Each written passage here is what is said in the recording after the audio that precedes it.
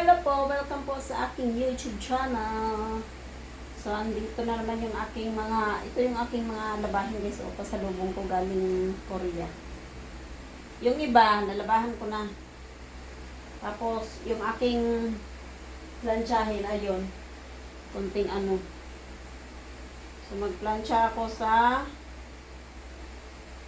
Hindi ko alam kung kailan ako makapagplansya kasi kapag abutin ko pa ng linggo magplansya ko, sobrang dami ko ng plansyahin guys. Trabahan ko, walang katapusan.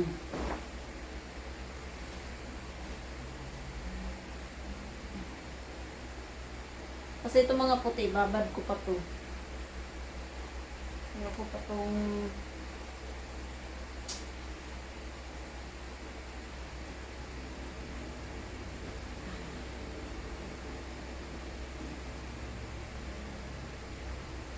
Jumarat. Akala ko konti lang tong labahan ko na ano sa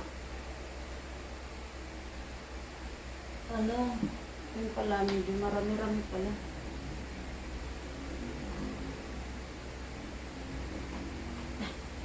Yung mga ano, yung panahon guys, nakikisabay kasi naulan sa malakas yung init sa umaga.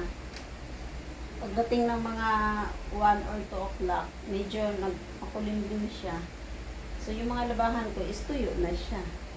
So, yung ibang nilabahan ko kanina, tuyo na siya guys.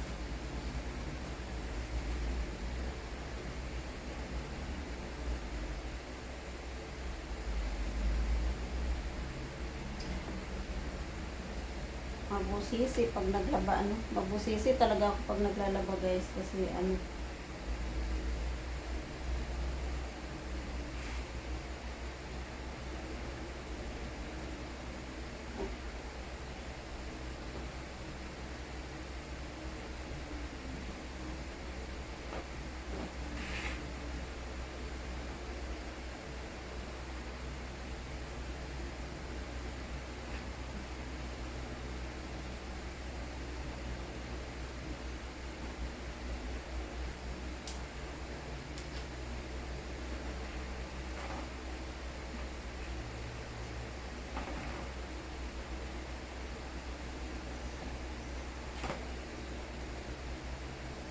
tapos yung mga ganito, kailangan ko pa siyang ano, yung itali para ano, hindi siya matatanggal sa ano, bago ko i-washing.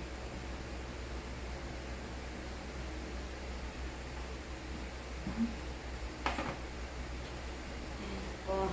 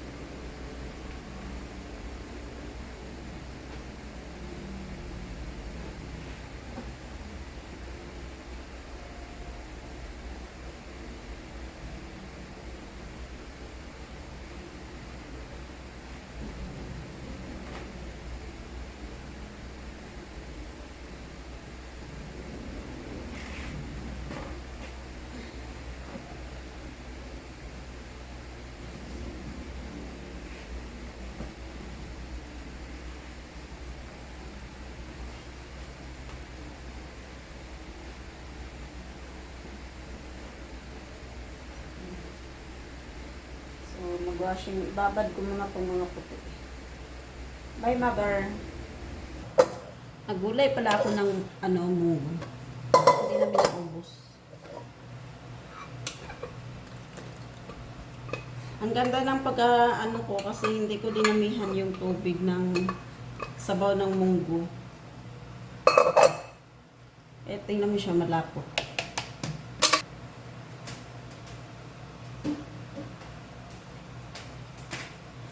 Kaliligo ko lang pero sobrang init na naman. Magbihis ako, maghugas ako ulit kasi hindi kaya, sobrang init talaga.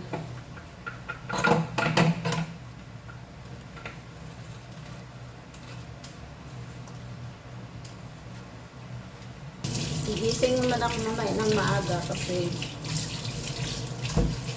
ng maaga yung mga boss ko. Wala na akong ano guys, hindi na ako nagluluto. Hindi na ako nagluluto ng parabao nila. Ang niluluto ko na lang is yung kanin na lang.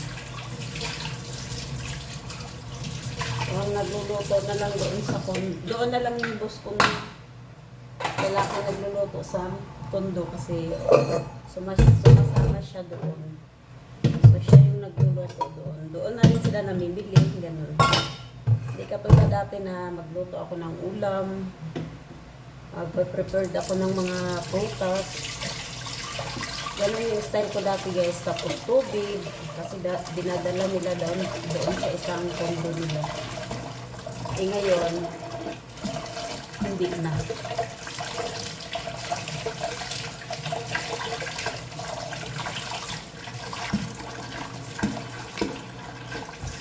So, relax na ang utak ko ngayon. Pag araw ng Lunes or Linggo, ganun. Kasi wala na akong isipin na lutuin.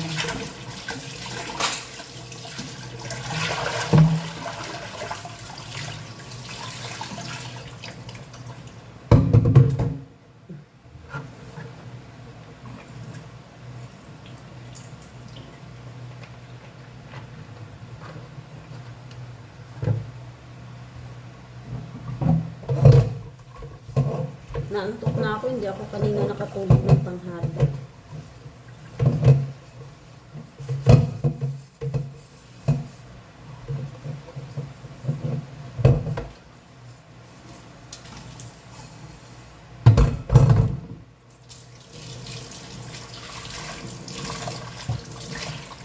Pag may ano kayo guys, pagka meron kayong salad master guys, ang gamitin nyo lang pang ano, para mabilis matanggal, isuka. Para mabilis matanggal yung nakadikit sa salad master niyo. Tulad dito, pressure cooker. So, may dumikit na mansya dito sa pressure cooker. Ilagyan ko lang siya ng suka. Mabilis siyang matanggal. Hindi na kailangan magpuspos ng tubig. Parang hindi na yung tubig. May naglilinis yata sila ng tangki. Hindi makapunin.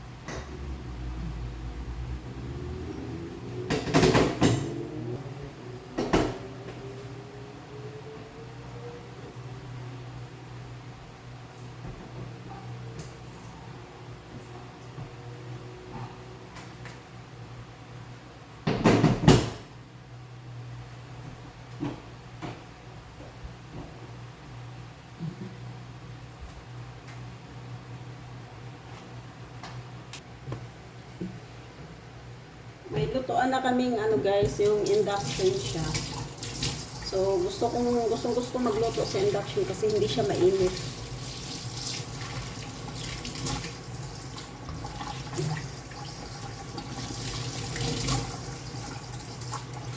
Tapos tipid siya sa gas kapag may induction kasi ginagamit ko yung gas is bihira lang. Tapos pag halimbawa sabay-sabay yung niluluto ko, pwede yung dalawa yung gagamitin ko, yung gasol at saka yung yung induction. Ano ko pala is salamin is naputol. So hindi pa ako makabili kasi wala pa akong budget ngayon. So gusto kong bumili ng gusto ko to palitan yung kaya siya naputol kasi ilang beses na kasi ito nahulog eh. Kasi pag ginagamit ko to, kahit naglalaba ako, sinasabit ko lang siya dito sa ulo, ginaganon ko lang. Kailang hulog, hindi. Bumigay na siya, naputol na siya.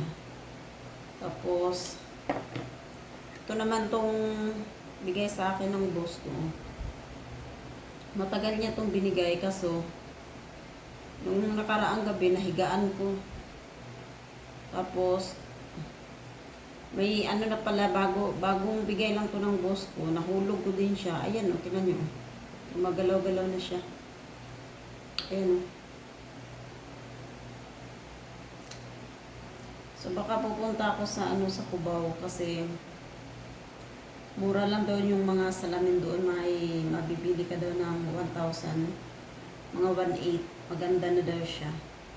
So importante lang naman kasi sa akin kapag yung yung magbasa ako ng mga messages kasi mahirap pag wala kong salamin, hindi ko talaga makita guys. Sobrang sakit ng mata ko pag wala kong salamin.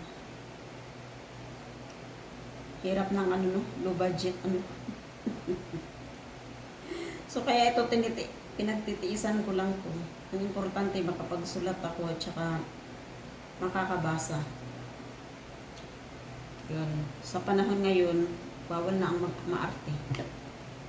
So, iniisip ko kasi baka ito yung sabi sa akin, bilhan ko na lang daw na palitan ko na lang daw siya ng anong tawag ng ganito guys? Frame, ganun sabi sa akin. So sabi, mayroon daw 500 pero hindi ko din baka din mabilis lang din masira. Di mas sayang lang din yung 500. So titingnan ko kung ano yung mas okay. So for now, ito muna ang gagamitin ko. Or magtatanong din ako ng ng tawag dito, yung reading glasses. Hindi ko alam kung ito may grado ba to. Antay mo, ang pangit na. Ano ba?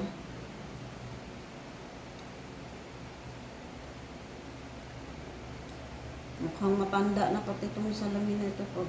Parang pang matanda yung style niya. Pero okay lang.